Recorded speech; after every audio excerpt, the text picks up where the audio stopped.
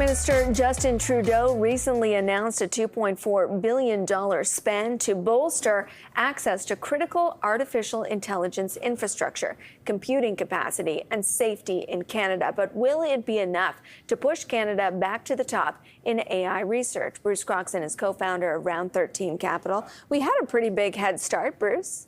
We had an unbelievable head start, actually, arguably leading the world in the brain part of this equation. And again, the equation is brains, but you also need a massive amount of computing support to play in this game. We had both in 2017, 2018. We were using the technology to feed the brain trusts at the university. And arguably, we're in a position to lead the world. We did not continue to invest in the compute power necessary between 2017 and now. And as a result, we've fallen dramatically in the world rankings as it pertains to capability on the hardware chip side, compute side. We have somehow maintained a more than acceptable standing in the brain power. We're still putting out very intelligent AI people, but increasingly, and you're hearing more and more warnings of this, they're heading south to where they can hang out beside the large banks of computing power that have been established south of the border. And I think we've got a real danger of a brain drain here. What does that funding do to that problem? Listen, I think to give the government credit where it is due, we have had a number of programs over the years to try and compete in technology. The SHRED program, the Vicky program that has government money going into venture capital funds to try and get early stage companies off the ground. So we do have a history of doing the right thing. In this particular case, the stakes are just so much larger and the game is so much more expensive. So in my view, the time to have invested was when we had the lead. And I'm not suggesting the government... There was no ChatGPT then. Well, there was no reason to think that... Right, and that's private enterprise, doing what they should be doing. So I'm not suggesting the government take the place of private enterprise, but the incentives and the investment and the tax cuts and the, let's get behind this should have been done in 2017, 2018. $2 billion.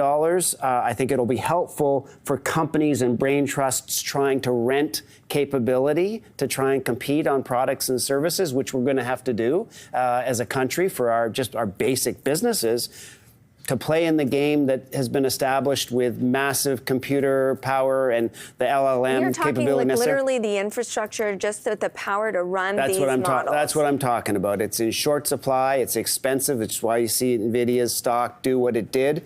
We are not in that game anymore. Cohere's got I think as our leading AI company, they have a deal with Google to somehow get provided, and I'd like to hear more details about that. I think Cohere's out for a fundraising right now. I'm not sure about that, but one of the things I'd be definitely our unicorn AI darling. It'd be the thing to look into. How are you going to continue to fuel the engine, right, of what's required?